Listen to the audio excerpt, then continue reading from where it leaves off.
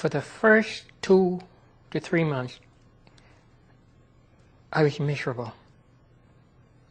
The gentleman did not pay me any mind at all. When I would go to the lunchroom to eat, they would not sit at the same table as I did because I was a black woman. It was horrible. And I'll give you 2 little incidents that perhaps it shows you that I have a sense of humor about a lot of things. There was a little dining room beneath the house, the floor of the house, and that was a place where we could go to get a bite if we were going to have a long day. And I did not know that in that dining room the tables were designated to the different delegations. There was a table for New York, a table for Alabama, a table for...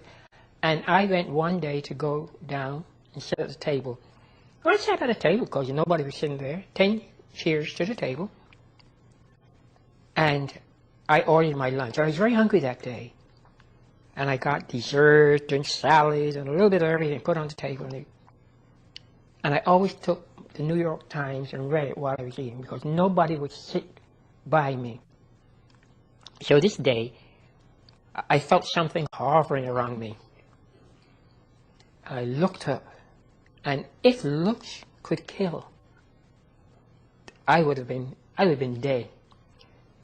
Because I was seated at the Georgian delegation table and didn't know it. Oh my goodness, of all tables. I was at the Georgian delegation table and didn't know it.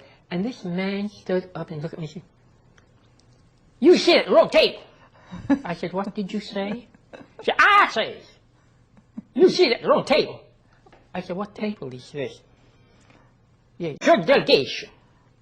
"Oh," I said, "but you see, the tables do not have any labels." I didn't know, but tomorrow I will find out where New York sits here, and then I will go to New York.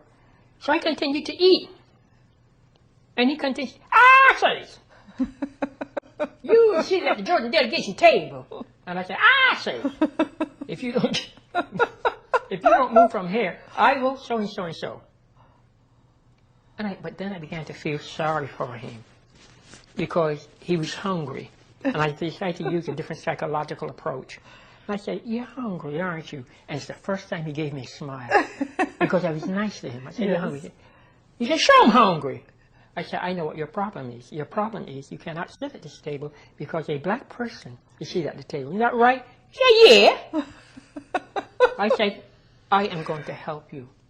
You see that table over there? There's a table diagonally across from the table where I was sitting, and there's nobody at it." I said, "Look, you go over and you sit at that table, you order your lunch. And if anybody bothers you, you tell them, see Shirley Chisholm."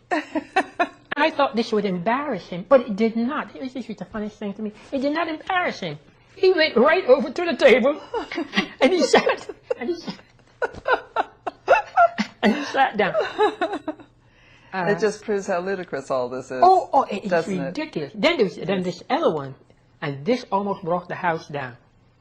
There was a gentleman that sat on the aisle seat, on the house floor. My office was on the other side of the building, so when I would come to the floor, he could see me coming through because my office was on that side of the building upstairs, and he could see me coming down because where I was going to sit was right behind him.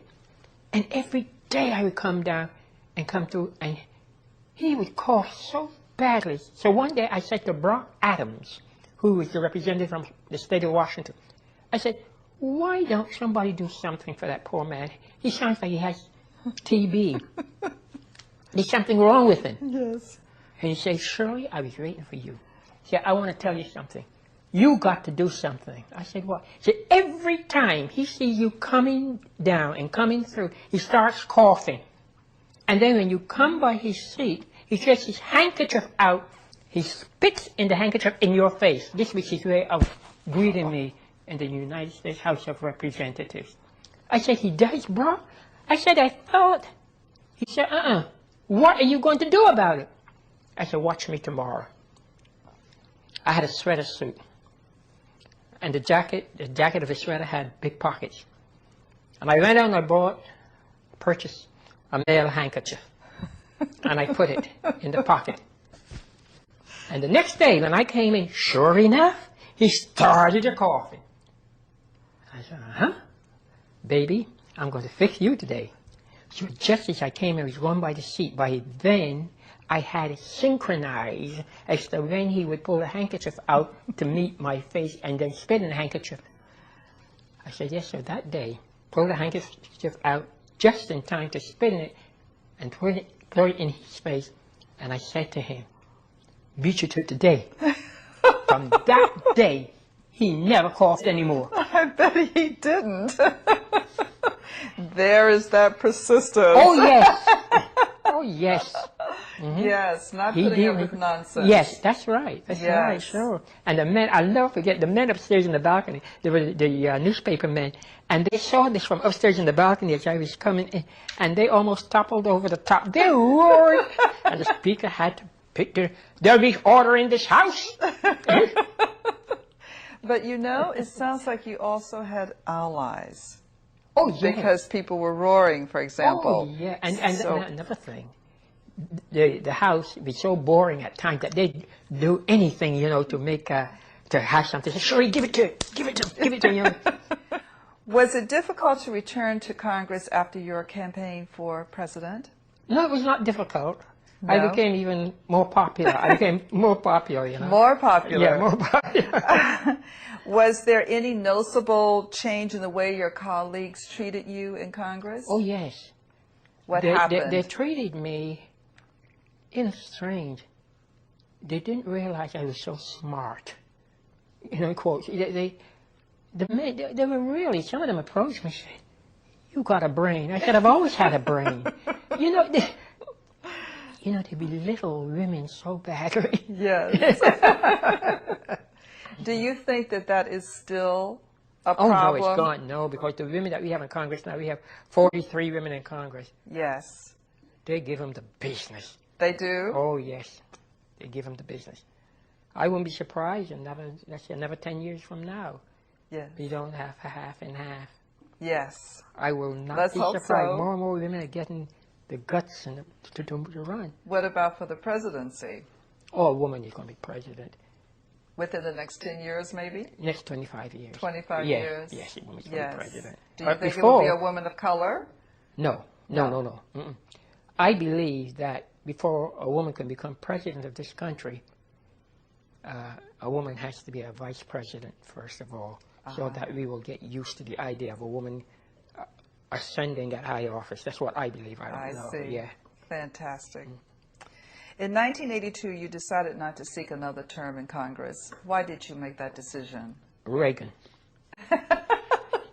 Tell us about Reagan.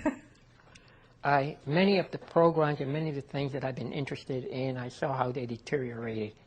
I saw how many things were pushed back on the back burner. And many of the things that I had been involved in were no longer a part of his overall domestic programs. And it was just too much. I said I didn't want to go through it anymore. That was it. That was it. I had enough. Yes, that was it. Mm-hmm.